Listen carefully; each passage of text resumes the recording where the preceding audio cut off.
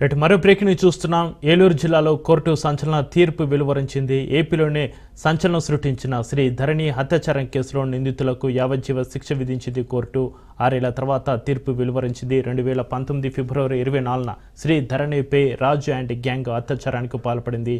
ఏలూరు జిల్లా బౌద్ధరామం అటవీ ప్రాంతంలో ప్రేమజెండపై వేటగాళ్లు దాడి చేశారు. ప్రియుడు నవీన్పై దాడి చేసి యువతిపై అత్యాచారం చేసి హత్య చేశారు. ఈ కేసులో నిందితులు మైలవరంకు చెందిన రాజుతో పాటు మరో 3 అరెస్టు చేశారు. నిందితులు సోమయ్య, గంగయ్య, నారాజులకు యావజ్జీవ కారాగార శిక్షలు విధిస్తూ ఏలూరు న్యాయస్థానం తీర్పు వెల్లడించింది.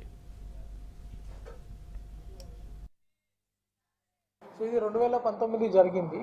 ప్రతి దగ్గర పోలీస్ బందోబస్తు క్రియేట్ చేయడం కూడా కొంచెం కష్టమే. But maximum we are trying. అక్కడ సీసీటీవీ కెమెరాస్ పెట్టారు.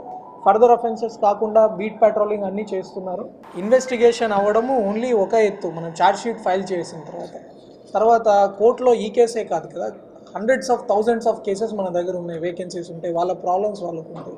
ఒక రోస్టర్ ప్రకారం ఆ సీక్వెన్స్ ప్రకారం వస్తుంది. ఫలానా కేసు ముందు చేయాలని కొన్ని డిస్క్రిప్షన్ అప్లై చేసినప్పుడు ముందుకు వస్తాయి. కొన్ని కోర్టు లిమిట్స్ కోర్టుకు ఉంటాయి. సో దానివల్ల కోర్టు ట్రయల్కి రావడానికి కొంచెం టైం పడుతుంది. ఈ కేసులో కూడా హైకోర్టుకి వెళ్ళారు. ఆ హైకోర్టుకి వెళ్ళిన తర్వాత మేము కూడా మా హైకోర్టు మానిటరింగ్ కలిసి వాళ్ళకి అక్కడ వాదించి ఎందుకు దాన్ని ఎంటర్టైన్ చేయకూడదో కన్విన్స్ చేసి దెన్ ఆ హైకోర్టు స్టేని వెకేట్ చేయించుకొని మనం మళ్ళీ మన ట్రయల్ స్టార్ట్ అయింది. ట్రయల్ స్టార్ట్ అవ్వగానే మళ్ళీ వెంటనే జడ్జ్మెంట్ వచ్చింది.